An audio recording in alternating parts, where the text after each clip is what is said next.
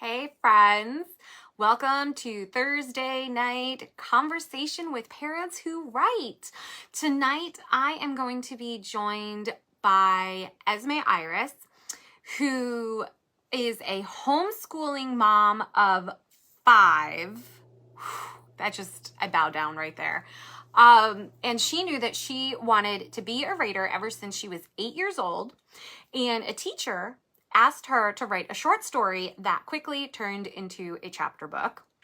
She entered the copywriting field at age 21 and tackled an incredible array of projects, including articles on women's health, copy for antique catalogs, spells, and SEO for websites. After a long hiatus from writing, Esme now writes for contests, social media, and her mental health. Wow, that sounds very familiar. Her published works will soon include 2 nonfiction books, in addition to the social media content she posts on motherhood and spirituality.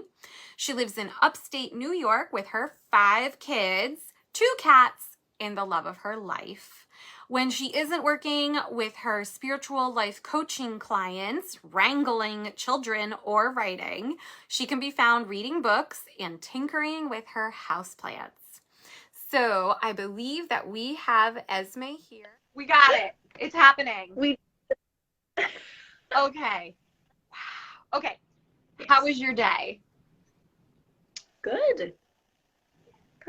Yeah, it was not super crazy eventful. I had a massage Reiki combo that I did earlier, and I love doing those appointments. They're so refreshing for both the client and myself. And she left happy, and I left happy, and then I've just been hanging out with the kids since. So nice. How about you? It was a good day. If you saw my daffodil post, I went outside and just enjoyed the beautiful day while my kid rode his bike, patched a wounded knee, and then we all went to baseball practice for my 6-year-old and all came home sweaty and gross and disgusting. But everybody is showered. The kids are in bed. They're getting stories right now with dad. And so I've got shower hair, but I'm like, whatever. I feel better than the grime of baseball practice. So otherwise I am good. Good. So Beautiful. All right. So I'm excited. This is going to be a great conversation. I love that you brought your cozy beverage. I always write that people should bring cozy beverages, and I forgot a cozy beverage. Oh no. I know. It's okay. I got snuggles before coming down here, so that was my cozy moment. Yeah. That's okay. Were you born and bred in upstate New York? Sort of. So I was born in New York. We moved to Texas for a few years. There was a lot of bouncing back and forth between Texas and New York. Every now and then you'll hear a slight twang in my voice. My mom really tried to make sure that I had a New York accent, but it comes out. Oh, heaven forbid I watch a movie with like Southern accents in it. Like it pops right out. Yeah, we live in Seneca Falls, birthplace of women's rights is what the tagline is for the town. So we also, our claim to fame here is we believe that our town was used for the filming of It's a Wonderful Life. So every winter we have a It's a Wonderful Life festival, complete with like play actors downtown. We change the names of the shops, and it's a real big deal. So just kind of a couple fun tidbits about where we are at. No, that's awesome. I didn't know that. Yeah, no, it's beautiful up there. My husband regrets selling his house. He wishes we had it for the summer to go back up there and escape the humidity of DC. Gosh, yeah. So, how old are your 5 kids?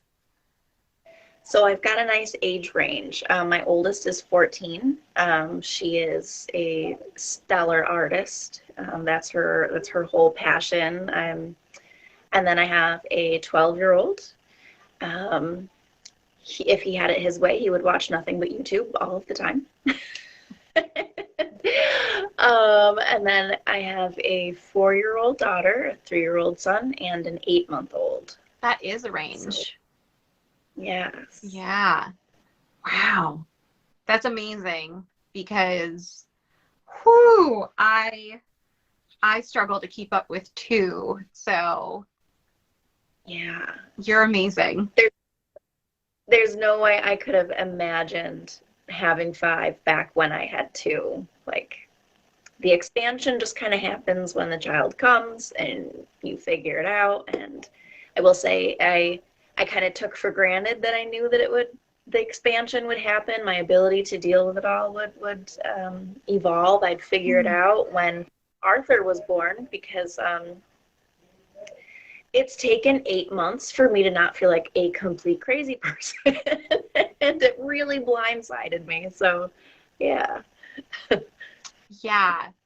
That is a very good point about how our capacity and our knowledge expands as the family expands. I remember feeling extremely cut off guard when I had my second child. That was so incredibly hard for me, but then I also didn't realize that I had anxiety, like all of these other things were happening. So, and then I look back and I'm like, wow, I wish I had recognized that and treated that a lot sooner. But hey, it's being dealt with now. So, yeah. Oh, good. Yeah. Yeah, when you're dealing with undiagnosed stuff, I was recently, not before before we conceived him, I was diagnosed with ADHD, and it like got a fever pitch during my pregnancy. Like I felt like, how am I going to do this? How is this even possible? Because being pregnant that time around just made it so much worse. My brain was just a constant tornado. Yes. And yeah. Yeah. I got diagnosed with ADHD 3 weeks ago. Really? Yeah. Yeah. And I became aware of this as a possibility about over a year ago, where I was talking to a lot of other moms, and I was like, wait a minute. It's not normal for my mind to be racing 24/7, and that's feeding my anxiety. Really? Like, it was just a lot of things they were saying where I was like, oh my God. And I felt my entire life like everything was an uphill struggle, an uphill battle. And when what would like trigger me to start yelling at my poor eldest is because I was so desperate to keep all of my ducks lined up in a row so I could just hold on to everything that I needed to do and stay focused. And him just being a normal 4, 5, 6-year-old knocking down some ducks because he's a kid, and I would freak out because it was just so hard to stay on top of everything, even with all the coping mechanisms I'd put in place for years with lists and reminders and, and I was like, wait, other people don't live like that they're in a constant panic. Oh. Oh. Yeah. Yeah. So, yeah, we're still funding the right meds for me. So I've been off them for the last week. And now I realize like the relief and clarity that they provided. And so to not have them, I realize how much of a difference they had made, but we'll figure it out. I'm totally digressing. Yeah. That's totally good. This conversation really needs to be had because with women in particular, ADHD is misdiagnosed as anxiety and depression. And the real root of it is never really discovered, is that, everything in an ADHD brain, our everything feels like an equal priority. Mm-hmm. And so it would all immediately. And so we'll write out the list, and sometimes it helps and sometimes it doesn't. And then we're just like all of us, and then we're just paralyzed. Yeah. And then we make it mean the stuff about us that it doesn't really mean, but we think like, I'm bad, I'm lazy, I can't do this. And then you're in a spiral, and just to know that there are so many women out there who are in that spiral and they haven't had someone say to them, I have an experience like this too, and I have ADHD, and maybe that's something, to look into. And just to see those light bulbs go off when they hear conversations like these is incredible. Yeah. Like, one of the big ones that was a relief for me was when my friend was talking about how tackling the mail pile is such a challenge for her. And I was like, yes, like it just builds up for like 3 months.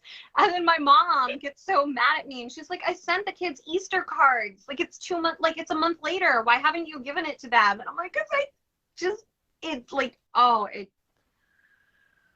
I haven't even opened my mailbox in a week, so. Oh, yeah. Box itself. Yes. I don't even. Yeah.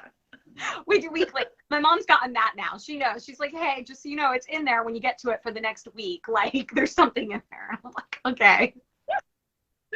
You know, or I get like the letter from the mail guy. Please check your mailbox more often. And I'm like, I'm sorry. Yes, because everything feels like equal priority. And it's so overwhelming. And that's why I've felt just for years that I've been perpetually stuck in overwhelm. Yes. Yes. Overwhelm was like my mantra. I'm overwhelmed. I am so overwhelmed. It was every day. It was like chanting it. Yep.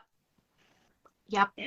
Yep. And when I first started the meds and I went to my husband and I was like, I have a task, like cleaning the dishes.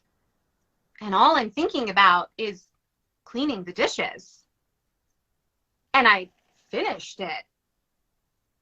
And then I was like, okay, well, what's the next thing I want to go on to? And I was like, this is how normal brains work? And he was like, yes. I was like, what? Yeah. So, like. Yeah. People who don't experience it, they don't get it. They're like, why can't you just do it? And it's the same thing. I'll think about, I got to do the dishes. I want to do the dishes. I know I'll feel better when I'm done doing the dishes. Ooh, but getting it started. My brain won't let me do it. And I can't, when I experience it, I cannot explain to them why I cannot just start it. So I will be having the conversation again with my doctor about meds once Arthur's done breastfeeding. The doctor would be okay, but I still feel weird about it. So just whatever coping mechanisms I can until he's done, and then I will get to experience regular people brain. Regular people brain. The non-overwhelmed brain. I told my husband that I realized when I'm not on the meds, I feel like my brain is fractured and all I see are just all these lines and I'm just trying to piece it all together constantly and all I see are the breaks. And because all I see are the breaks, it's hard for me to pick, well, what am I going to focus on now? Yeah. Yeah. I should write a post about this and then get a picture of a broken window. Yeah. So, okay. Well, that was a great half hour talking about undiagnosed ADHD in women. How about we talk about some writing stuff?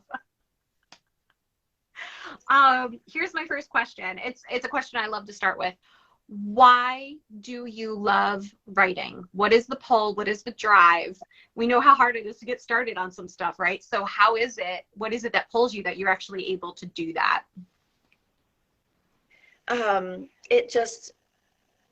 It just doesn't stop. Like, it's one of those things in my head that, I will get a story idea and I'll have to write it down. And I might not necessarily even completely write the story, but the idea, it's such an intense impulse when a line runs through my head or when an idea runs through my head. It actually, it'll bother me. It itches in there if it sits in there, and I've got to get it out. And I've been that way since I was 8 years old, since I wrote that first story and realized I love the way this feels to have this imaginary world, these imaginary people just flowing through me. And then I can look at this piece of paper and there they are. And then I can share that with other people. And there's just something about that just feels so magical, to the creative process. I don't know. I enjoy that. So. Yeah. Yeah. Do you, just out of curiosity, the creative process, do you enjoy other creative outlets? Yes. So I Pinterest was like the death of me for a while because every new craft that I saw, I was like, I gotta do that. So I have this huge like craft stash, and I crocheted for a long time, and I did a lot of sewing and painting. Painting is my unicorn.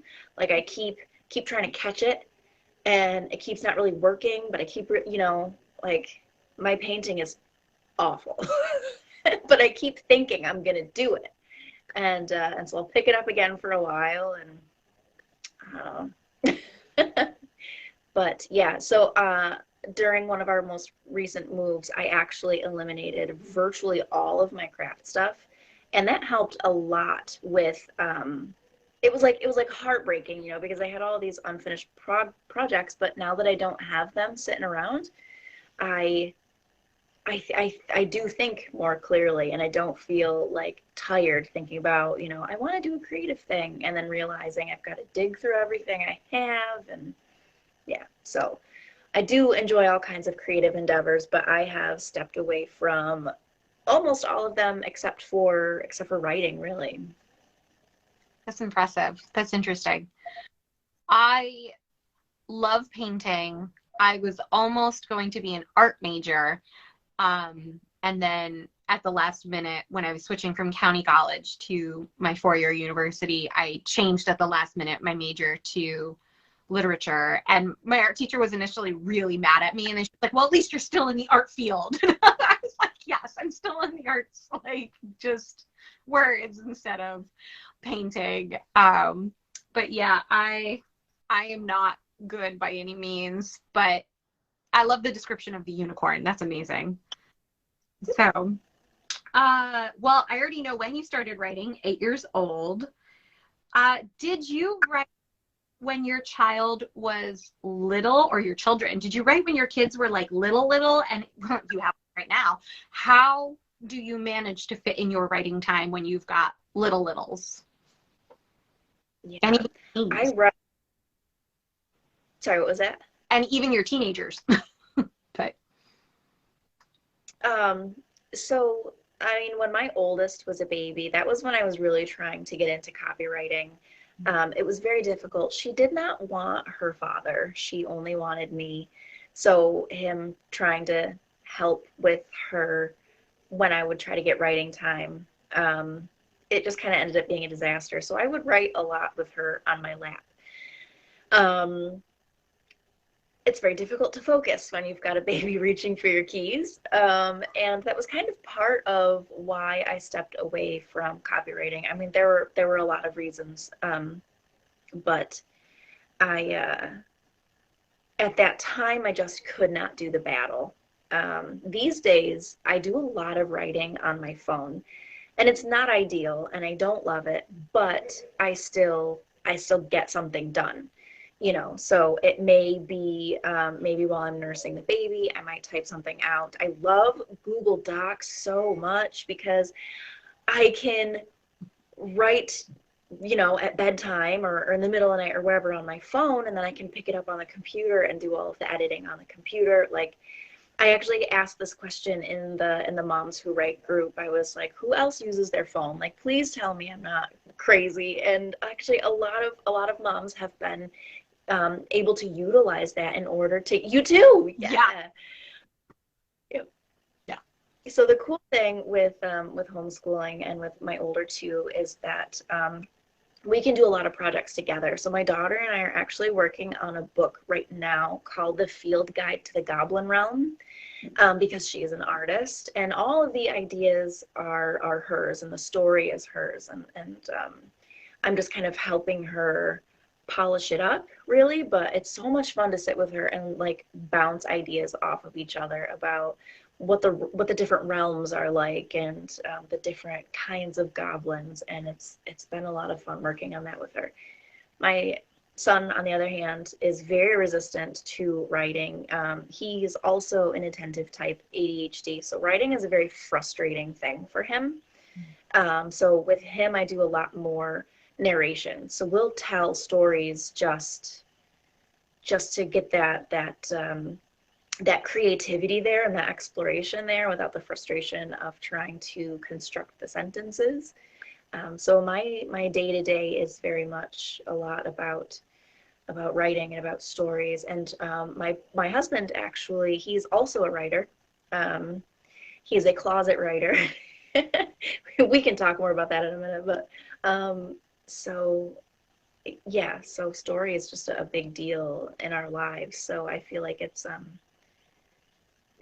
kind of easy to get at least like a little taste of story creation and plots and all of the mechanics of it. But as far as actually writing goes, it's still a juggle with the Google Docs. Yes. I use Google Docs, and then I also just the notes app in my phone. I meant to take my notebook out with me while my kid was riding his bike, and I forgot it, and I sat down. I was like, oh, I wanted to do pen and paper this time. So then I was on my phone typing up about the daffodils, and I was like, all right. But then he skinned his knee, and I got to go back in and get my book. So, you know. Yeah. Yeah. You have to do being out in public and you're writing, like you're working, but you're on your phone, and some part of your brain is going, people are looking at me like, that mom's on her phone. Yeah. I try to bring the kids to the playground for an hour and a half, 2 hours. They need the jumping, the running. They have to get this energy out. Otherwise, they're going to be doing it on my sofa. And I was like, all right, you guys, you need the playground. But if I'm there for 2 hours, I'm not watching them the entire time. Like, yes, I look up, but then I'm also on my phone. Like, okay, well, let's see. I can plan my next social media post, or I can reply to some of my people who have commented, or I can be working on the next article that I'm working on. So yeah, but I sit there. Like, I remember one mom where I was like, I'm really sorry that I'm on my phone. I'm not trying to be antisocial, but I also have work to get done. And she was like, I am not judging you. You are great. You're doing a great job, and you keep going. And I was like, I needed you here today. Thank you. Yay for moms supporting moms. Yes, I love that. Yeah. So what type of writing do you enjoy, and has that changed over the years?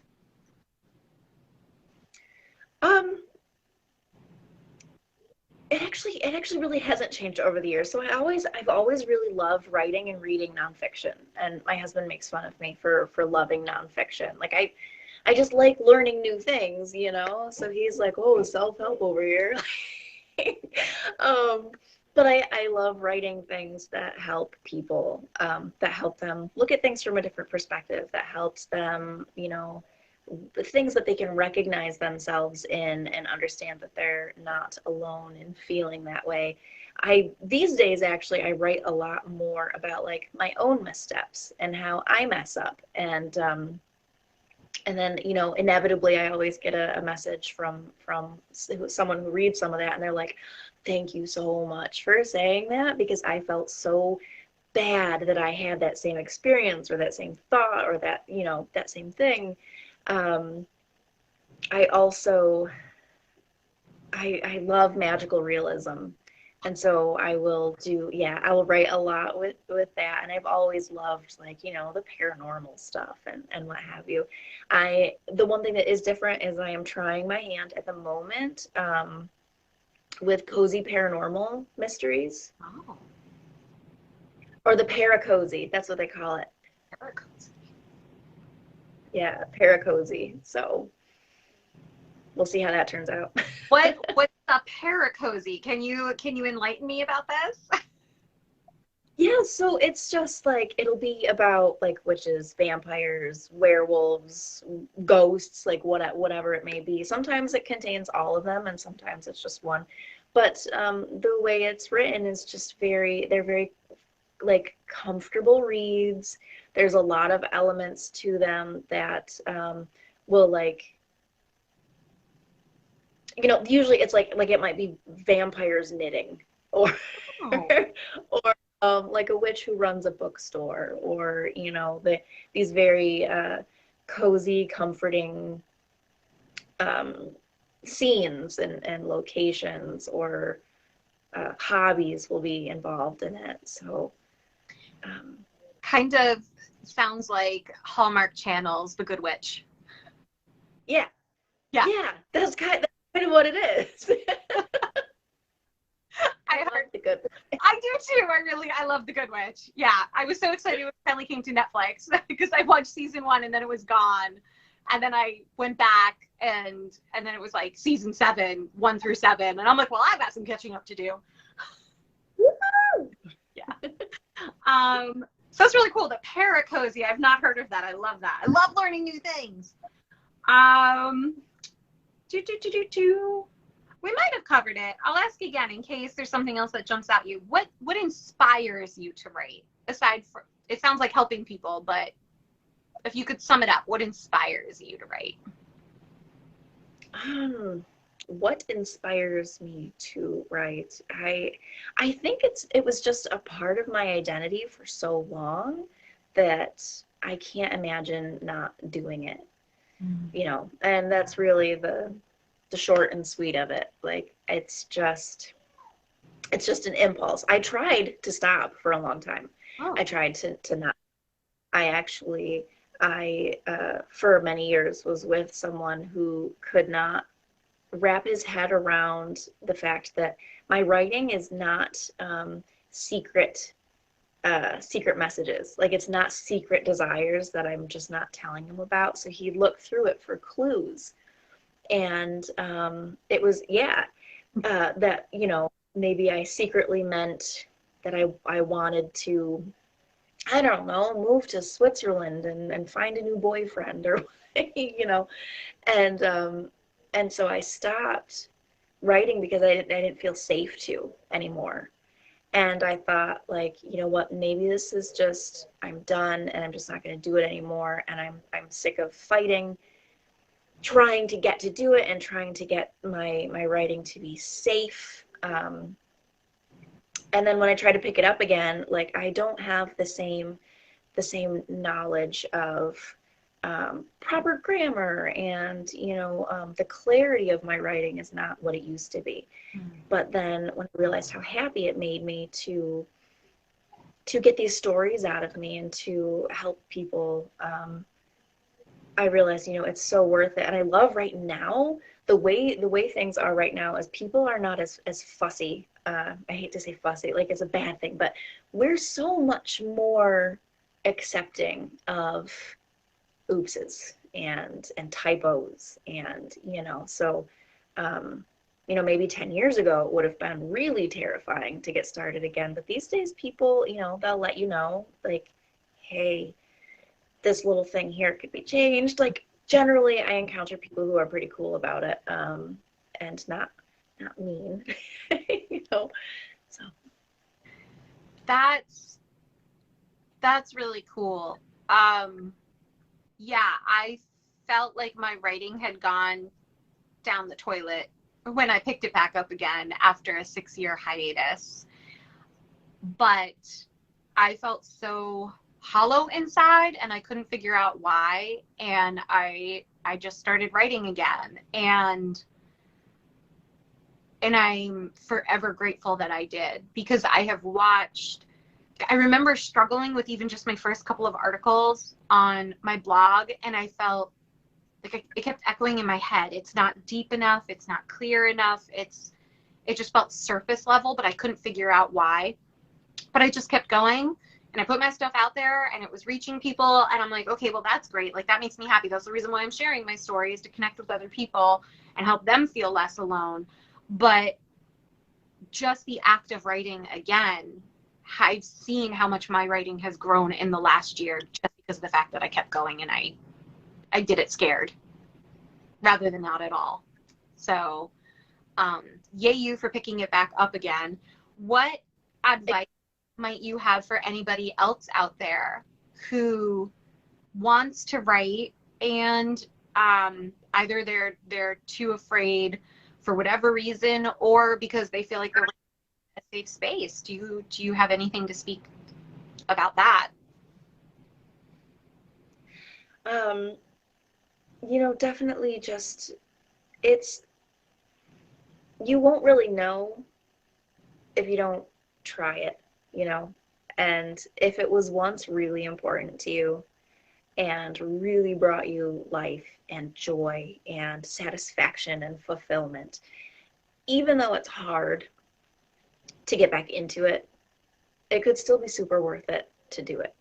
And it's okay if you just kind of write crap at first, it's okay for it to not be great and awesome. And I'm always trying to tell my partner that, because that's why he's not publishing anything, is because he thinks that it has to be perfect and excellent and overthinking everything. And it's like, no, that in that creation process, you keep doing it, and then you're going to end up getting better. Like, you'll surprise yourself that you'll write something one day and then look at something you wrote years ago and you're like, oh crap, that's way better. I didn't realize I've been so hard on myself all this time, and like, this is light years away from where that was. And really, when you start getting feedback from people too, that's the thing that helps, I think. Because I had the same thing where I was like, this thing that I'm writing, this article, this is not super clear. I don't know if anyone's going to get this. And the next thing I know, I've got someone coming to me telling me that it like changed their entire day to read that, and it makes it so worth it. 100%. 100%. I still, like, whenever somebody leaves a comment on one of my articles, like, I really enjoyed reading this, or, oh, this brought up big feelings for me because I went through something similar, and thank you for writing this. And I want to like reach out and give them a digital hug. I'm like, that means so much to me. Thank you. Like just the fact that, like, oh my gosh, my words actually matter to somebody else. It's like the best feeling ever, to be able to connect with somebody. Yeah, knowing that someone could wind up saying to you, like, your writing is so important to me, thank you for putting it out there. And you're just like, oh my God. It actually helps. Like, oh, it was worth, I mean, of course it's worth it for me too as the writer, but it's just like, yes. That's awesome. So what are you currently working on in terms of projects or specific skills? You said that you have 2 books that are coming out. So what's up? So one is actually a recipe book. It's a smoothie recipe book. I started writing it years ago. So it's called Spellbound Smoothies. And it's written like a spell book, but the ingredients in it are supposed to have, like, not supposed to have. I took the meaning of the different ingredients and crafted them into a smoothie that has a particular meaning. So that's really fun. That's been a labor of love. I'm still putting together the artwork and the graphics for it, which was intimidating because I don't know very much about tech stuff.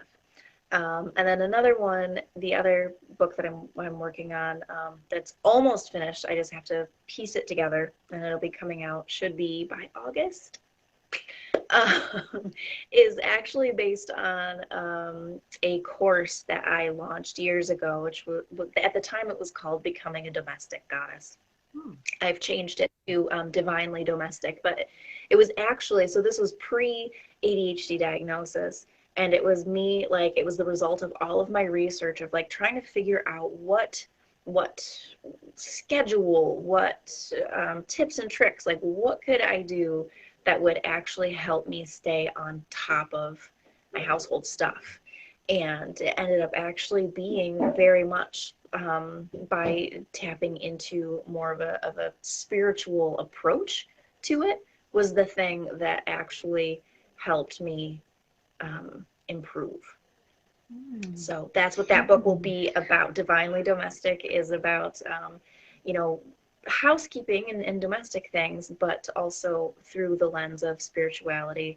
And the overall message of it is like, just allow it to be imperfect. The point of this is not to be June Cleaver. It's, you know, to have a sanctuary, a safe place where you can just be who you are and not have the messes that happen mean things about you that they don't mean. So that's very cool. I hope, well, I look forward to seeing when they both come out, and I am hoping that you will have a smoothie recipe or two that you will release as a lead magnet for this book, so people can give it a go and be like, I want more. yeah, that's a good idea. Yeah. Can you share something that you learned about the writing process or the craft that was a game changer for you? So for me, it was definitely identifying that point where I didn't want to continue working on something. So I love the energy of a fresh start. I love getting started with things. And then once it gets to the point where like I'm in the thick of it, I tend to kind of want to abandon things. But that is just the other side of that urge is like where all of the magic is. That's where the real inspiration is, where it's almost like it's comparable to like if you hear like runners, they'll talk about how, you know, they'll run and then they'll hit a wall where they want to give up and they feel like their body's going to quit, and then they push through it, and on the other side of that wall is the runner's high. It's the same thing. We push and we push and we push, like I want to give up on this and I'm not liking it, I'm not feeling it. But if you can get yourself past that hurdle, on the other side of that, your story suddenly comes together. Or at least that's how it works for me. And I just feel extra proud of myself when I encounter that wall and I get past it and I get the writer's high. Let's call it that. The writer's high. Yes, I love that. I had the writer's high for my last 2 articles, actually. How do you push through? Do you have techniques? Do you make lists? Like, what do you just keep coming back to the page and being like, even if I don't care, I'm just going to keep writing? Or even if I delete this last chapter and I'm going to start the chapter over again, like what? I'm just trying to visualize what you're doing to keep going. So I do have to step away for a minute, because if I feel like I'm bouncing my face off of the wall, like it's just that strain and stress won't work. So getting outside, moving my body, doing something, especially, you know, moving the body feels like a great way of just like shaking out whatever, you know, yuckiness, whatever stagnation there is. And then I can jump back into it. I also will tend to let myself write something completely ridiculous. So like, let's say I'm writing about, I don't know, just someone's cleaning a pool. I don't know, that just came out. If the character's cleaning a pool, I'm like, well, maybe a shark jumps out, you know, and I just get really ridiculous with it, and I let myself laugh about it, and then I can erase all of that and then go back, and then the flow comes again. But the big thing is just really like moving your body for a minute, stepping away, letting yourself be a little silly and ridiculous. It seems to loosen things up so you can keep going. I love that. So 2 things that I have tried when I don't know where a story should take me and I'm starting to hit that brick wall. One is making a list of 50 possible things that could happen next in the book. And the reason why it has to be 50 is because the first 10 are usually very cliche, or just like where you want it to go, not where like the character would want it to go. By the time you get to 50, like you're going crazy just trying to put these ideas down, but it opens up the creative process because now you're like, I'm desperate for something different. And that can like you were saying, open up the floodgates in a sense. Like, yes, I would write down the shark jumps in the pool, right? Like that would be probably number 20 on the list or whatever. Like, but the more you keep going, it helps you to create those or open up the neural connections for creativity. I'm trying to remember quotes from other things I've read. But anyway, and then the other thing that I really loved about what you said is just plain and simple, forget about the list. Allow yourself to go crazy, because in my workshop that I offer, my Let's Get Started Writing workshop, I talk about the madman phase, and that's what you're describing right here is the madman phase, where you just tell the judge to just be quiet. It's not his turn. And you crank up the creativity and you just go crazy. And that's exactly what you described. So I love that. And I'm like, yes, let the madman out. Awesome. Yeah. Let's see. We're getting close to normally it's a half-hour show. We're already getting close to the hour mark. So I'm gonna see if thank you for sticking with me. This has been an amazing conversation. I love it. I'm gonna go through my questions real quick. Is there anything? So, I feel like indirectly you already addressed this one, and I always ask it. Do you feel writing has helped you to be a better parent, and how so? Yes, I do.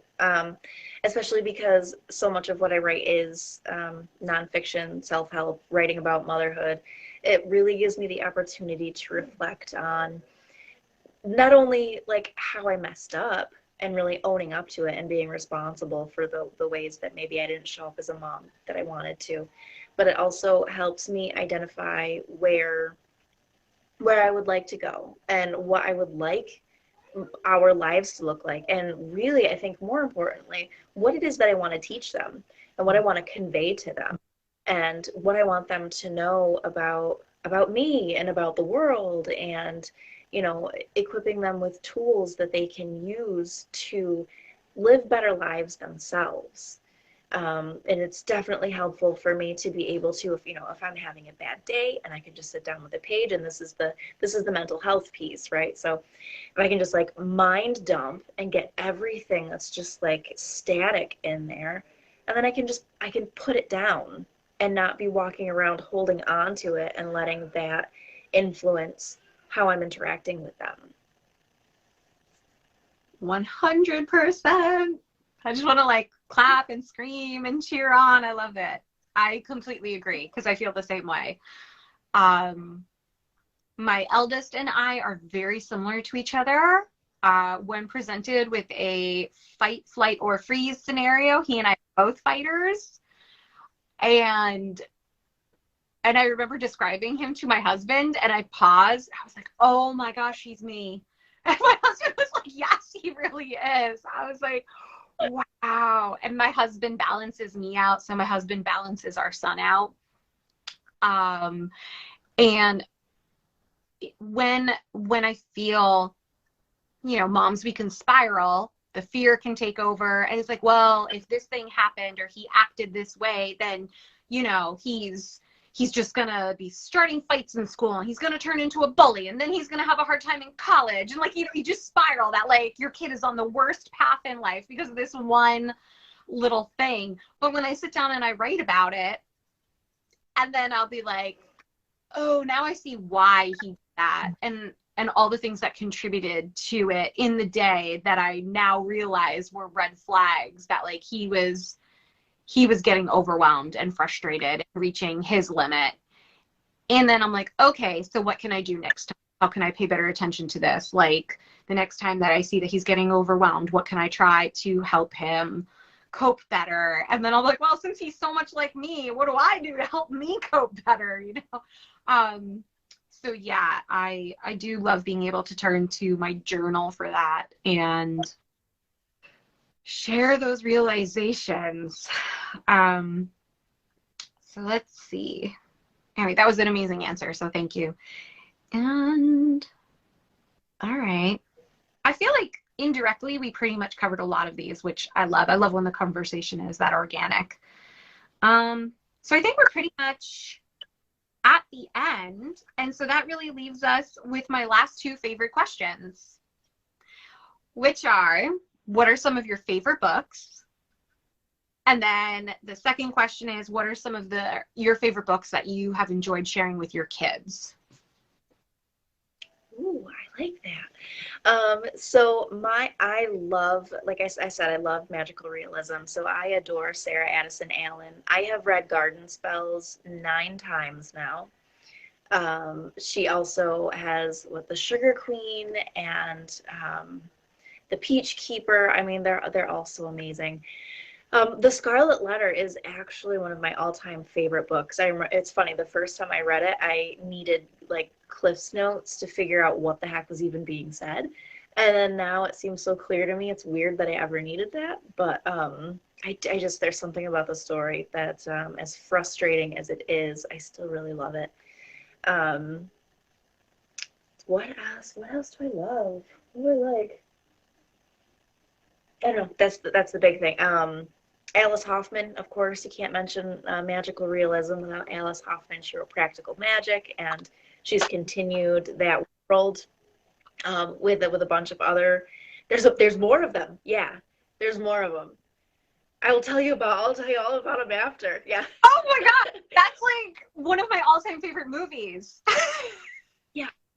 Fantastic. Yeah. Well, so Garden Spells, I feel like, is much more like evocative of the feeling of the movies, whereas the Alice Hoffman's actual Practical Magic book is a little bit darker.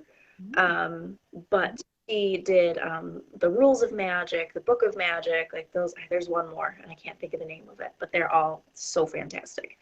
And then books that I loved to share with my kids, we loved The Salamander Room for younger kids. So The Salamander Room was a huge one. We loved Herb the Vegetarian Dragon, which is, I believe, a Barefoot Books book.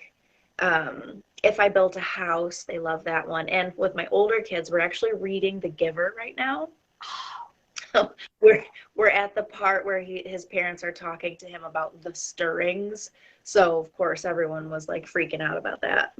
I look right over at my shelf to be like, okay, it's over there somewhere, but my books are very out of order right now, so there's no way I'm going to find that.